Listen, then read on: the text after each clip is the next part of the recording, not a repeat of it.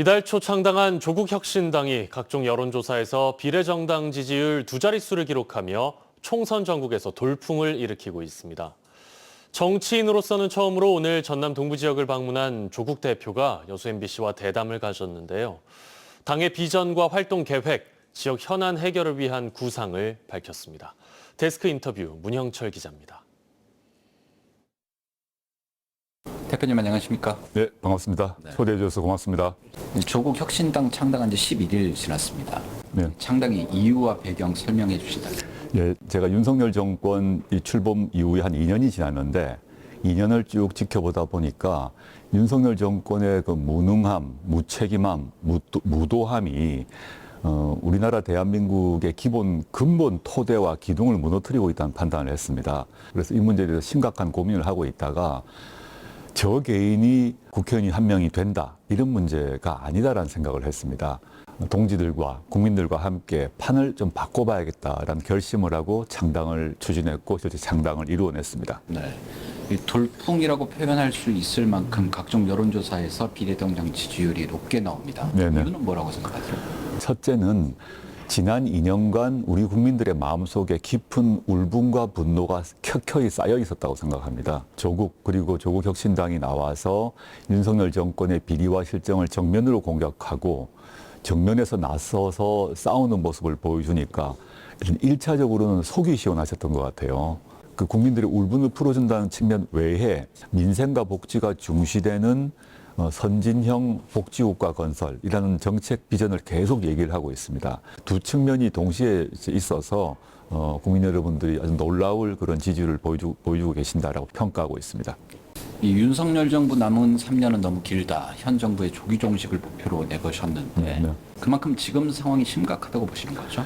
진보 보수의 문제가 아니라 대한민국의 이런 근본 가치를 흔들리고 있기 때문에 이걸 2년 동안 우리가 볼 만큼 보았다는 겁니다. 그럼 3년 뒤에 우리 대한민국이 어떤 모습으로 있을 것인가 되돌릴 수 없을 것이라고 봅니다. 가능하면 빨리 종식시키고 새로운 스타트를 해야 된다. 리셋을 해야 되는 거죠. 그렇지 않으면 이게 위기 상황이 심각해질 것이라고 보고 있습니다.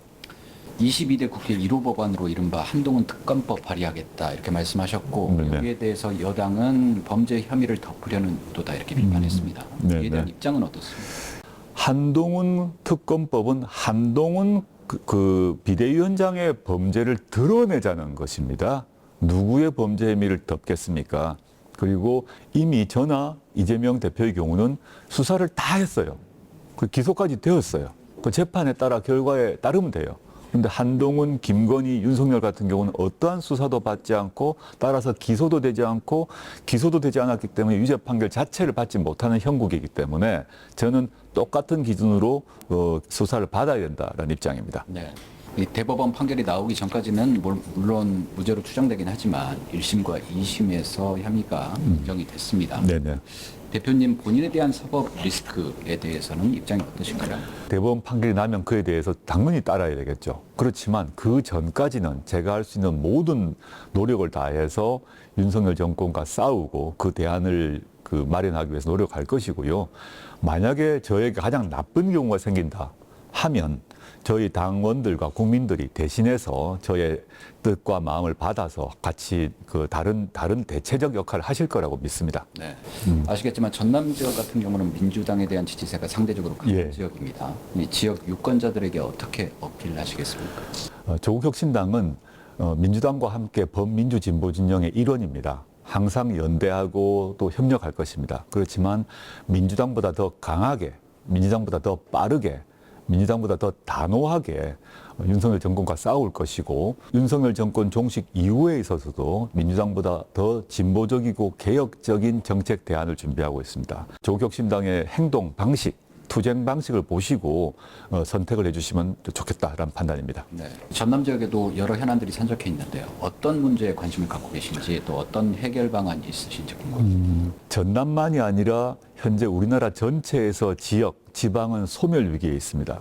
이 문제를 근본적으로 해결해야 된다고 봅니다.